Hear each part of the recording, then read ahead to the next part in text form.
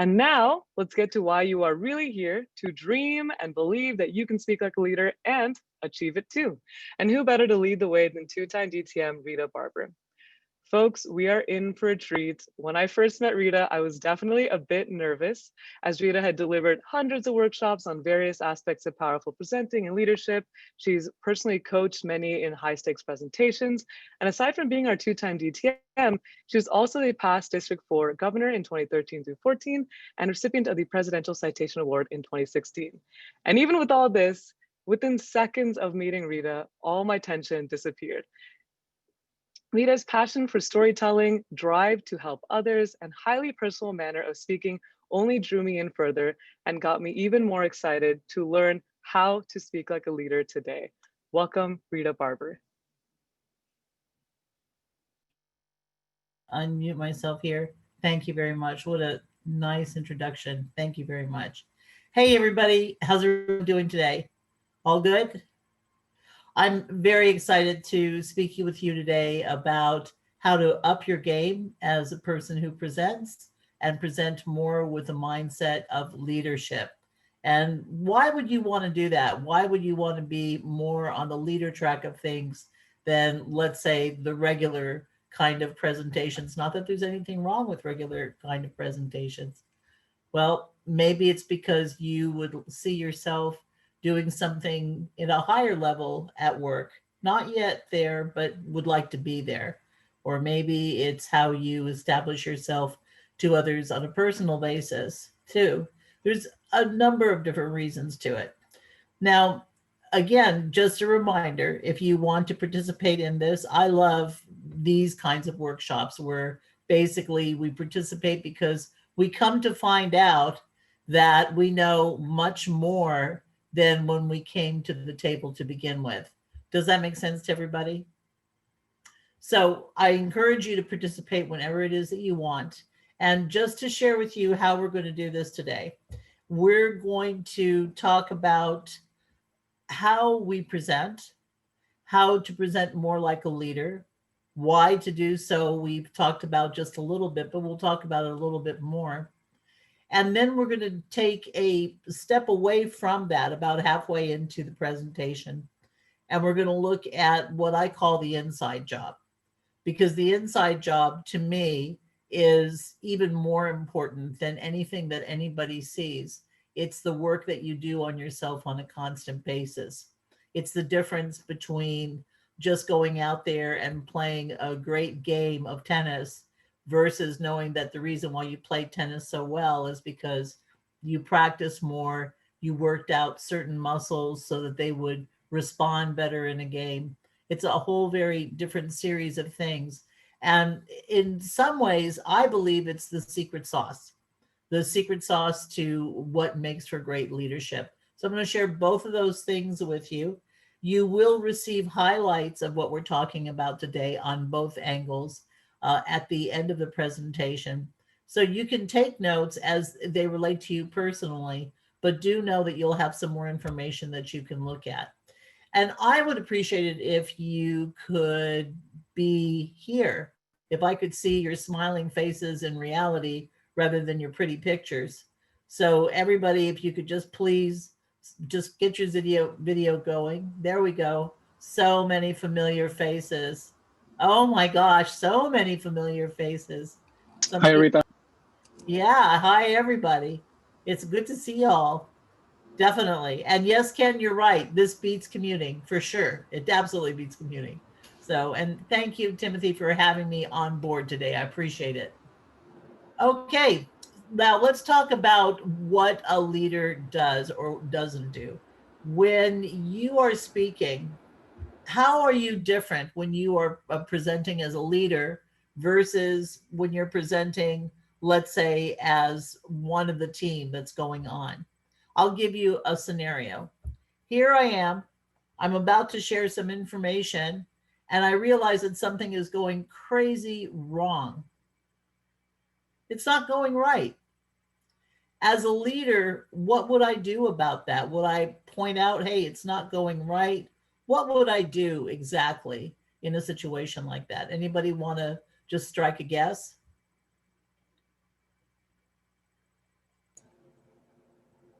Okay, that's all right. And by the way, this is Toastmasters, right? Oh, roll with it. Yeah, you could roll with it. You could totally roll with it. Not exactly what I would say is probably the leadership direction to go with it, but you can definitely do that. And I was just going to also remind everybody that remember, this is Toastmasters. So this is our learning lab. This is the place where if we say something that doesn't exactly maybe make the point, it's still okay. We still learn from it. It's all good. All right. Remain calm and summary with solution. That's a good possibility too. Definitely. Well, one thing for sure, if you're just simply going to criticize the mistake, then my favorite line is if you're not part of the solution, you are part of the problem. So if you're going to criticize what the mistake is, that's really not taking a leadership point of view on what's happening with it. That's just adding to the problem and not really helping to solve the problem. But what, on the other hand, what if you were to just suggest, hey, we've got this going in this particular direction, and I bet that if we went in this direction instead, it might be even better for us. Would that be something maybe that a leader would say? Yeah, absolutely. And that's the direction that you want to go. You want to go in that direction of what would a leader do? And oftentimes you know that. All right. If you want to try it, someone says here, what is going on? Try to resolve the issue right there and then. Yes, I'll tell you, a leader is a more of a thinks on her toes or his toes kind of person. You're not the sort of person that's just going to sit there and just say there's a problem and not do anything with it. But you are the person that can bring other people in so that even if you don't have the answers, maybe your group does. Yu Yang says, ask open-ended questions. How do we solve the problem together? Perfect. Absolutely perfect. That's a person who's standing out as a leader right then and there. So those are the sort of things that you want to think about as you're leading along. Look for the silver lining, look for learning in the challenge, stay positive. That's also very good. That's excellent. Yeah. You want to think in terms of what's the right direction to go and how do I profit from where we are at this particular moment, so to speak. The problem is that a lot of times people wait for permission to lead. And that's not at all what you want to do. You want to get out there and lead right now. You want to be the person that is okay with bringing people together to brainstorm, to bring an idea to fruition, to do something where everybody can share and learn together from you. And then you become the leader, so to speak. I have a lot of clients that it's one way or the other. They're either not leaders now, but want to be leaders and want to know how do I get promoted to be a leader? All right. Or I have people that are leaders that say, how do I lead more? The thing is, especially with the first one, how do I get promoted to become a leader? You become a leader first. Don't wait for the promotion. Start to demonstrate your leadership abilities right then and there in everything that you do. Don't ask for permission from people. When you have an idea on something that can be handled in a great way, go ahead and go for it. But explain why. People need to know why. And that's one of the great questions that every leader answers at all times, oftentimes not even being asked, so to speak. Someone might say, they might come to you and say, hey, Ken, can you tell me why are we going to do this way? And then Ken can respond to it. But how much more powerful would it be possibly if Ken said, this is what we're going to do and here's why we're going to do it? How much better is that for a person to hear? And how much better is it for them to then say, yes, I'm buying into that? Make sense? And do we have some questions here? I'm seeing a bunch of chat things. I haven't seen any questions yet, but more comments to your earlier question. Okay, thank you for that. All right. So that's the very first part of it. The next part is when you're a leader, you don't have to explain and explain and explain what it is that you're doing. Less is often more. I always say go for the brevity every single time because when you go on and on and on, you lose people. You just lose them. And that means that you've lost people that recognize you as the leader that you truly are. So do try and remember that you want to go with us whenever possible. You want to also take a look at the information around you, the information that can help you in many instances make the decisions that need to be made. And making them by consensus, by the way, is a leadership trait. So don't ever be afraid of working with other people to say, here's the situation. What do you think we should do with it? And working with them to move forward with it.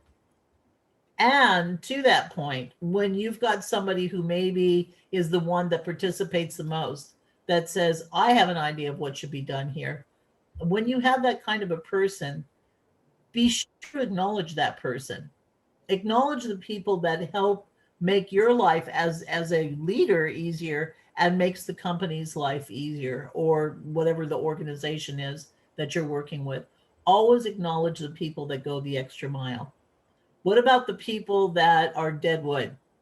Yep, there are people out there that are deadwood. What about those people?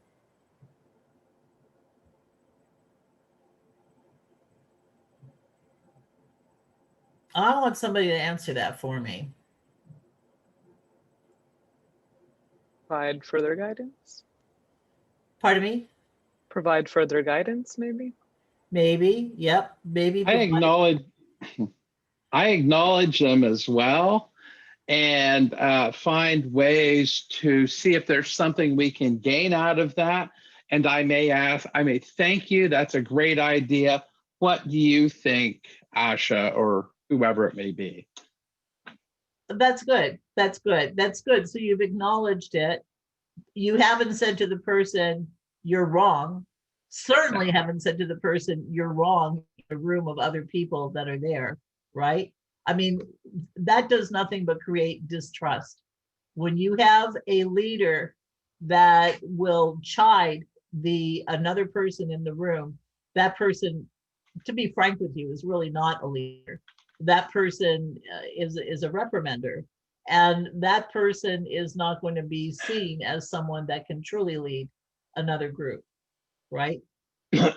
Ken, you were going to say something? Yeah, unfortunately, there are those times you have the deadwood that you've tried every single thing with.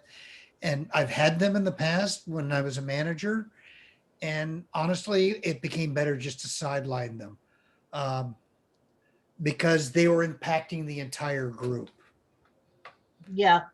And actually, that is a good decision to make, because it just becomes a drag on everybody. It just doesn't work. So you find something better for them to do, all right? Or you find something better for them to focus on. I'm going to assume that that kind of a person has some sort of talent, and I would have them focus in on what that talent is and do that in the stage of solving a problem. Hi, Rita.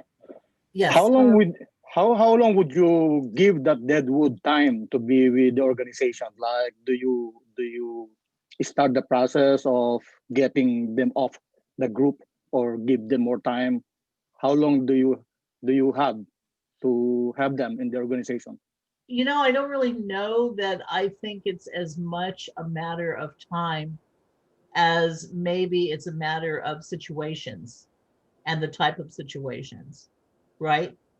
So I would probably do something in that particular case. I would probably do something where I would say, okay, this is not a good for this person, a good fit here. Let's look at doing something somewhere down the road. So it's a judgment call. It depends on the situation. It does. Most usually. It Okay. really does. You know, I mean, some people are tremendously gifted in one way. In the same problem, they're tremendously gifted and can be very helpful to help you come up with a solution that needs to be had. But then in another area, they are not. So you have to kind of look at how you're using them, how they're bringing information to the table. You have to look at how you validate them, because these people do deserve to be validated. Yeah. That's a very true point, right? Yeah, especially in Toastmasters, right? Oh, certainly. Yes, you pay for your own time, you pay for your own fee. Well, let me You know, tell we you, have- with Toastmasters, here's the thing that's great. as you learn more and more about leadership, what's great is versus in the world of work where we're looking at our paycheck, in Toastmasters, we're looking at what the payoff is. It's a different kind of thing. And there is a way of doing that all the time. And frankly, that we pay the little itsy bits of money that we pay in order to become better communicators and better leaders, it's amazing to me. It continues to be amazing to me because you wouldn't have this in any organization that would only teach you on a weekend and expect you to remember it. You get to do it on a daily basis with Toastmasters, and it's utterly amazing. Yes. Rita, we have a question from Joe Bressler. He asks, what about dealing with the person who dominates a discussion and is a know-it-all? Oh yeah, that's a lot of fun. Definitely. Has anybody ever dealt with someone like that before? No. Go on. Does anybody have an idea of what they do with that before I share what I do? Oh, please, come on. I can share. I can share Okay. what I do, which is not the most appropriate way, I suppose, or successful way, but I just tend to ignore them and it's like, okay, whatever. But I need better ways to deal with the know-it-alls. Ken? Yeah, I can share to Rita. Yeah, we discuss it with the club, and at the same time we discuss it with the senior leaders, and that way we are given the input on how to deal with them, and then basically later we just like treat the person a different person, and then he or she must be treated differently. But then, well, it turns out well. That's the bottom line. Well, that is a good way of handling it in a club environment, I think, for sure. Ken, you had something you wanted to share? Yeah, I've had to run into this when doing presentations. You'll have one person, and I hope I'm not becoming that person today, that just takes over. There's a point where you just have to go, tell you what, Sam, why don't we let someone else have a chance here? You've got some great ideas, but let's give a few other people a chance to add to the mix here. Uh-huh. I would say if you know that this person is of that personality type, you need to do something about it now. You need to do something about it before you come up with the next problem you need to solve, campaign you need to create, for whatever it is that you need to do, because it just goes on and on. And so what I would probably do, this is how I would do it, I'll just say, is with that person who is a Mr. or Miss Know-it-all, I would have a private meeting with them. I would sit down with them and let them know that while a lot of their ideas certainly show thought, it is just taking up too much oxygen from the room.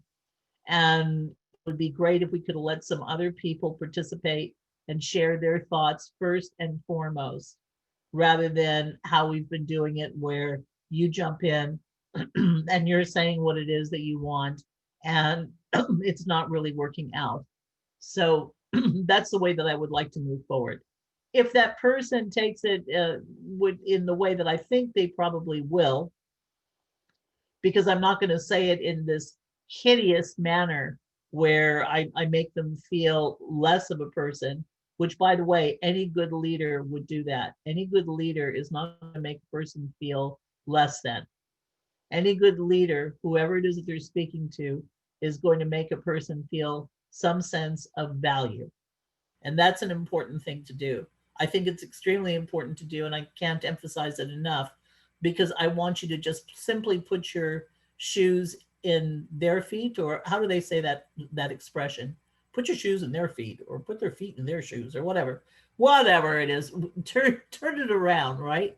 If you turn it around, you don't want someone to rip you apart.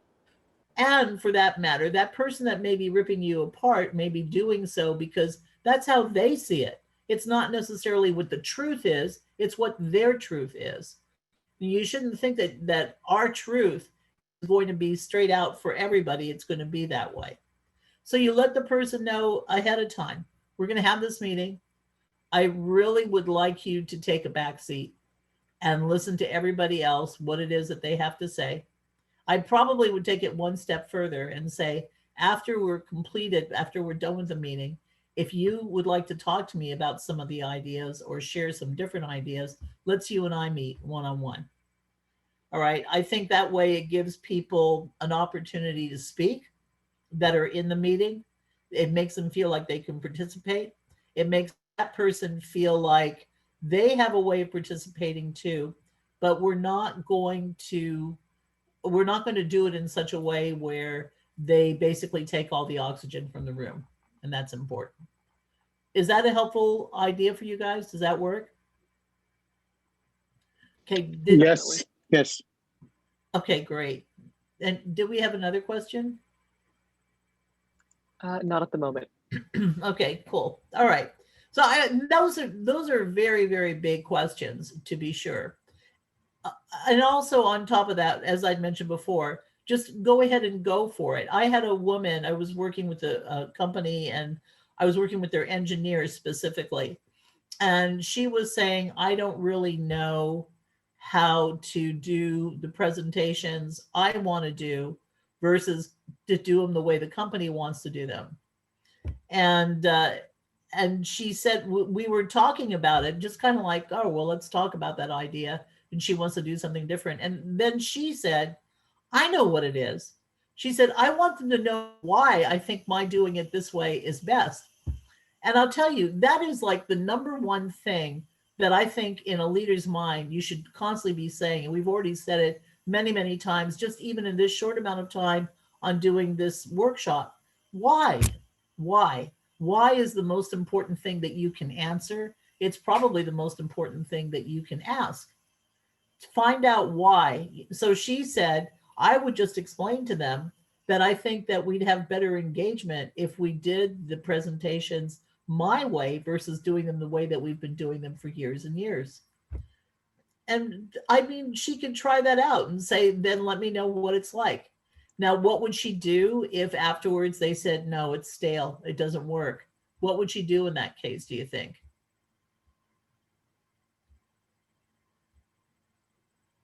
Any thoughts?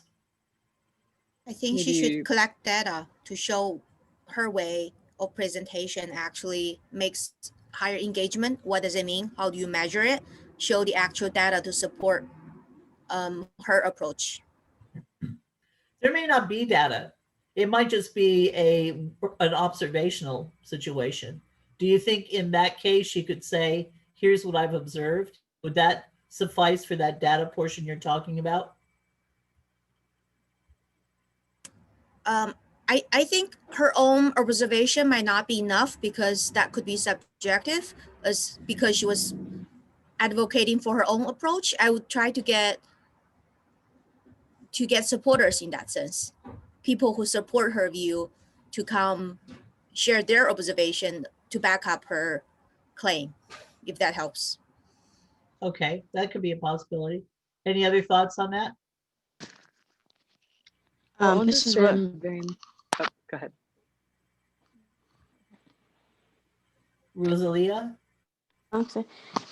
If you wanted to collect data on it, well, one of the first things you can do that's kind of easy to collect is, first of all, if one way of doing the meeting or another, what kind of resources do you need to change that type of presentation? Maybe one of them uses PowerPoint, maybe another one uses a more elaborate presentation that not everybody has access to or has been trained on. Also letting them know like this program or this way of doing presentations allows you to show this and X and Y, Z.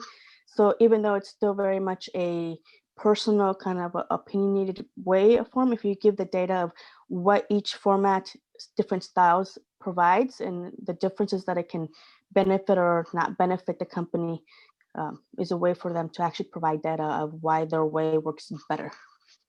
Good. That's very true. Definitely. Anyone else? I would make sure that I was at the organization long enough to understand the culture. I wouldn't come in like a hurricane saying, you're doing this wrong, you're doing this wrong, you're doing that wrong. Rather, I'd take some elements that work from plan A and take elements that work from plan B and try to incorporate them in a way that works better. Also talk to stakeholders from different levels, from management to the individual contributors and things such as that. Allison, you know, you're right on top of it. You're absolutely right.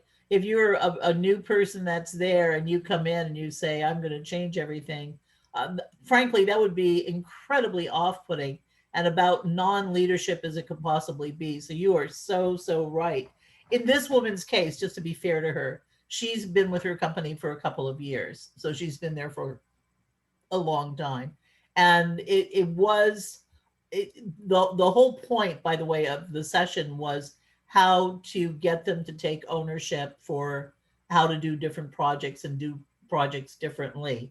So her idea in that context was very good, just as what your idea is right here too. And I will say that immediately will show you the difference between a leader and a non-leader.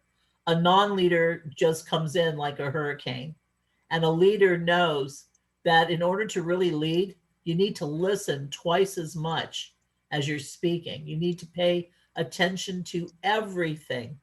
And you cannot do that too much, that's for sure. And that's what you're suggesting at the end of the day. Yes, our moderator has got her finger up. Thank you, Rita. In a similar vein, we have a question from Allison Mintz, which is, how do you draw out people who don't want to speak?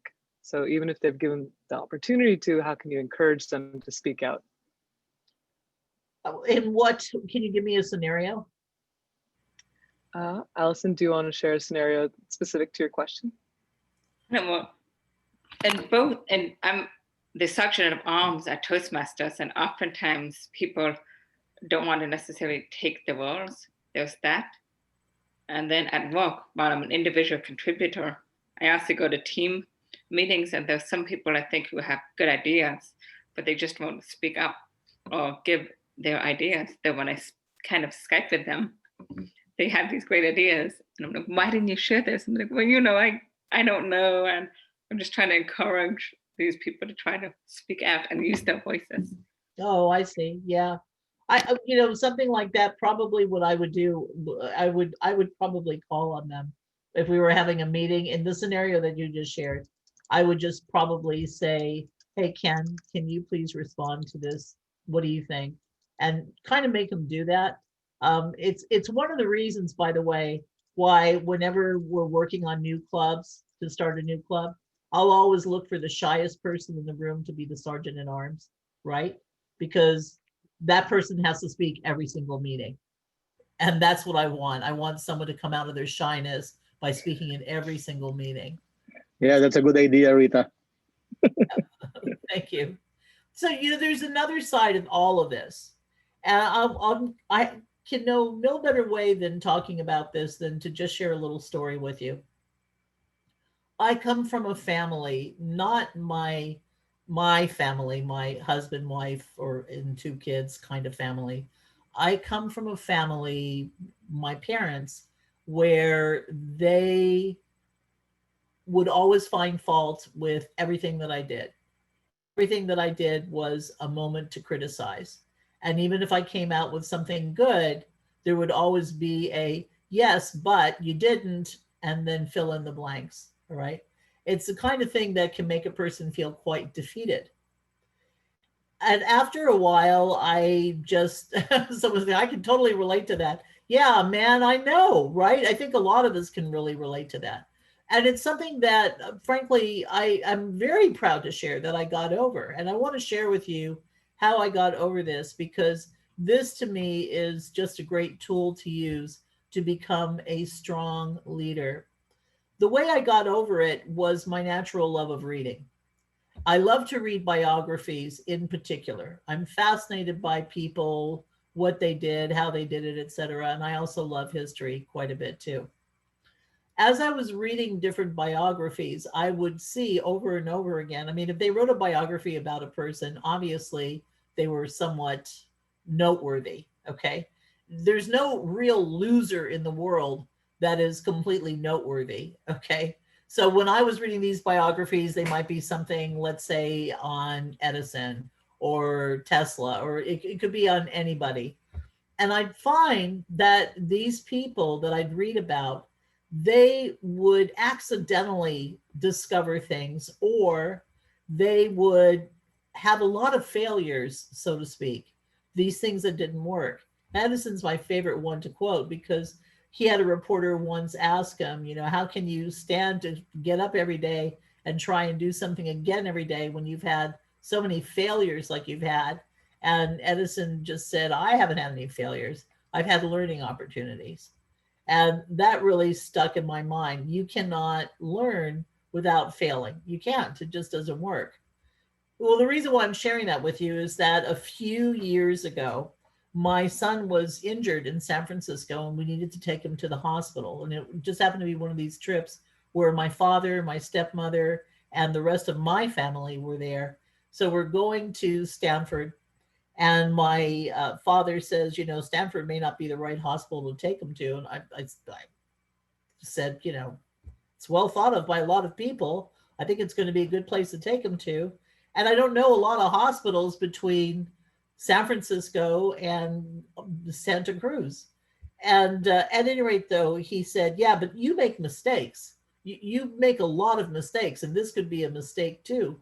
And, you know, for the first time in my life, I looked at him, just said it. I mean, I just said it. I didn't really care what he thought about it. I said, you know, here's the thing. I really haven't had mistakes. I've had learning opportunities. And oh my God, he blew up. And I realized when he blew up is that there was something that he really liked about being able to say that I had mistakes. And he liked it better when I would say, yeah, I know I'm a failure, that kind of thing. But I was no longer that kind of failure sort of person. And what I realized, here we get to the whole thing, is that reading these books had changed my mind. Reading these books had changed how I accepted how people spoke to me. It changed how I spoke to myself. And I believe it upped my game a lot in terms of saying, yeah, I definitely want to be on a leadership track. So this is where we get into that other part of what I was telling you. There are things that we can do on the spot in the meeting. But if we're not working on the elements of ourselves outside of the meeting, then we will not progress very far at all as far as being a leader is concerned. So one of the things that I tell people is read a book. Read a book. Every single month, read at least one book. If you could do more, it's great. And I know there are people that will say, I hate reading. I don't like to read. You know what? I believe everybody on the planet really loves to read if they're reading about a subject that is of interest to them. And every subject that is of interest to you has a fortifying belief in it that will make you a better leader. So read a book every single month so that you're working that muscle out. All right. And it can be any kind of book. It's all up to you. If you still think you hate books, I swear, if you send me an email and you tell me just a little bit about yourself, I can give you a book to read and you'll want to read it. Okay. And I'll do that too. So please do that. Then you also want to think about how have people been speaking to you? I certainly had to one day say, I had to look at it for what it was. It's in a way a little bit sad to think that you're brought up in a family that they're geared to just pointing out your faults. But there's also something very liberating for me about that, because now I got to rewrite the story of me instead of saying, oh, I'm such a dummy. Okay. Or, oh, I can't believe I do that over and over again. Instead of the put down talk that I gave myself, it was a time to be able to give me some take it up talk. All right. And every day for a long time, I don't continue it still now, but I would write down at least 10 things that I was proud of that I had accomplished in that day. All right. Put the focus on what it is that you've done that's good, the stuff that you've done that's strong, the items that would make you the kind of person you would follow. All right. And speaking, by the way, of the kind of person you would follow, think about the people that you admire right now. You don't really need to know them. I read this wonderful thing, this thing that said something to the effect of try to speak with the dead. And what it meant was, you know, reaching out to people or finding out about people that you maybe wouldn't really see one on one, but that you would talk about. Does that make sense? Okay. How many people have thought about doing something like that? And how many people do it right now? Susie, is that your hand going up, or Allison, you've done it? My dad passed away. I speak to my dad sometimes, especially on Sundays during football games. We talk about the 49ers and things like that. That's more of a smaller scale thing. And it's empowering for you, right? It is, yes. See, that's that kind of stuff, the empowering stuff. That's that kind of stuff that will take you a long way on your leadership path, for sure. Tim, were you going to say something? You're on mute. Sorry, yeah. I actually, talked to one of my friends who was tragically killed. Was one of my best friends. He was found in the jungle in Guam, murdered. Oh. And I have, I was really close to him. And we actually, he was best man at my wedding. And we can go on. So, yeah, and I have always paid for his children's Christmas presents since that happened. I just send it. He had 4 children, 2 that were 2 and 1. So, yeah. Wow. That's really something. Yeah, well, and and I actually have a couple of people, my father included, by the way, who is no longer with us, but that I do have, I have conversations with. I would just love to talk to him about this past election, but that's another story. All right. One thing for you to do too is if you have specific goals in mind as far as where you want to go in leadership, write that out for yourself. There is so much more power in writing something down than just keeping it upstairs in your brain and thinking that it's going to be a good place for it. And it doesn't have to be long sentences or an essay or whatever. It could just be jots of thoughts where you just put down something like lead a troop of, let's say right now you're a leader at work of, let's say maybe 6 or 8 people, something like that. And then now you want to say, I would like to have my boss's job and lead this many people, and here's how I'd want to do it. All right. And I do believe, by the way, there's nothing too much to look for, if you know what I mean. So if you say to yourself, well, I'd really like to do this, but I'm probably never going to be able to do that. Well, you definitely will never be able to do that if you think that way. The only way that you're going to be able to make it happen is if you say, you know what, I need to do an investment in myself. So you do these things, like you read the books, you write the thoughts down, you consider who it is that you're having conversations with, you think about your values and beliefs. That is extremely important. All right. One of my favorite ways of just sharing that is do we have any car salespeople in the room? I'm going to assume not. I would be a lousy car salesperson manager, really lousy, because I don't really respect those people an awful lot. So I feel like they're not honest. And honesty is a big, big deal for me. So when you know that one of your top values is honesty, it makes you think about, where would I want to do what I want to do? So write down what those values and beliefs are that you have and where that could take you as far as leadership is concerned. All right. Any questions? I think we have, how much time do we have left? About 5 minutes. Wow.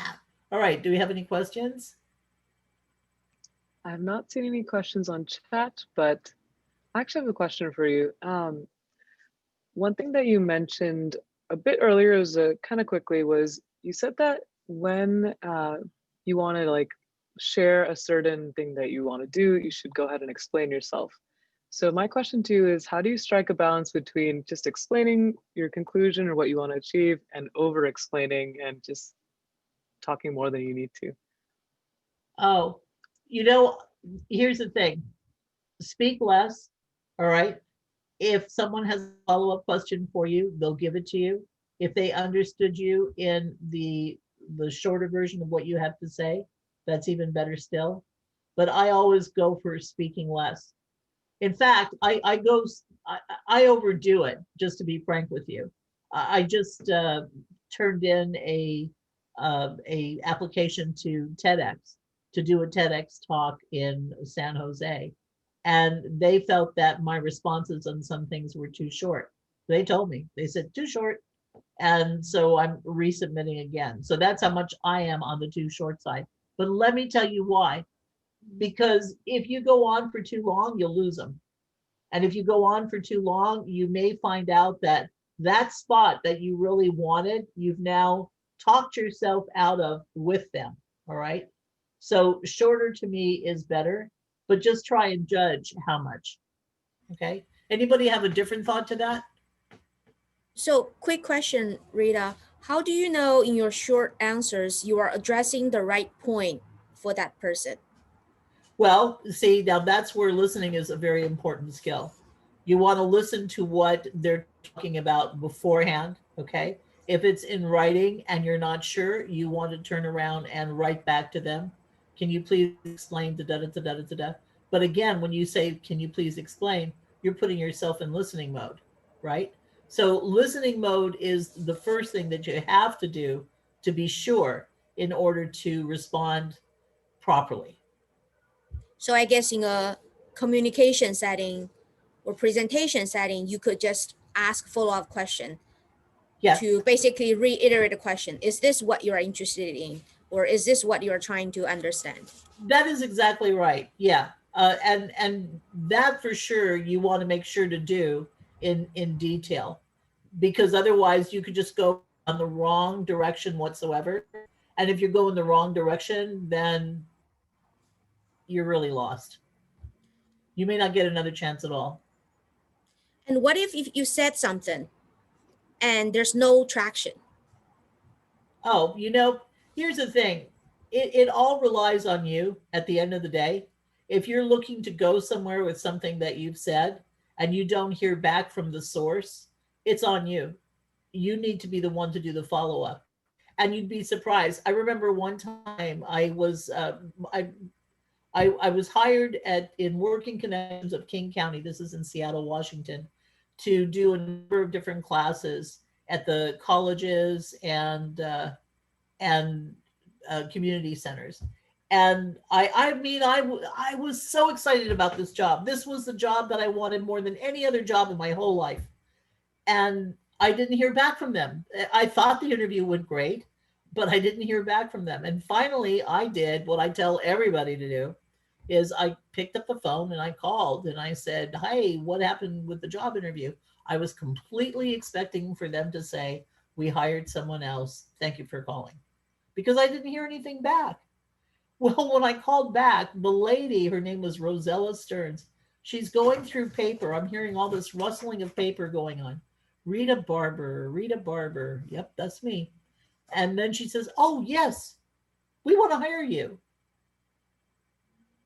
If I didn't call her back, I don't think I ever would have been hired, right? So it's on you. And you should be good. Whatever they say, you should be good. If they were to give you a negative answer that you didn't want, find out why they gave you that negative answer. Can you tell me why you decided to go this way? Of course, if they give you the positive answer that you want, then just say, let me know when to come, and then just show up. So I hope that helps. Cool. All right, did we have one more question? Don't see any more in the chat, and I think we only I have have 1 one. minute left on the clock. Oh, go ahead. One quick one, This will be Rita. the Yeah, Yes. it's Joe here. So you mentioned about reading and about leadership. Of course, reading is part of leadership. It's really important. Tell us one thing, based on the questions that you've gotten today and the situations that we've discussed, is there a book that comes to mind that you would potentially recommend? Great question. I'm just right now reading this book, Essays and Chats with about Warren Buffett. Where is it? Here it is. Life Lessons and Rules for Success. And it's Warren Buffett, actually. I love this book. I love books like this. And, another book I read, it was about a gentleman named George Page. You know who George Page was? He was the one who kind of discovered exporting citrus fruit from California to snow places where they don't have citrus fruit. And just a brilliant, brilliant guy, a multimillionaire, lived very modestly. When they asked him why he lived so modestly, his response was, well, you can only wear one pair of pants at a time anyway. I mean, I loved his outtake, So I love to read books that make me think about things like, and in the case of Warren Buffett, who I've read a few books about him, one of the things that I loved about him is his idea that you should appeal to people's greatness.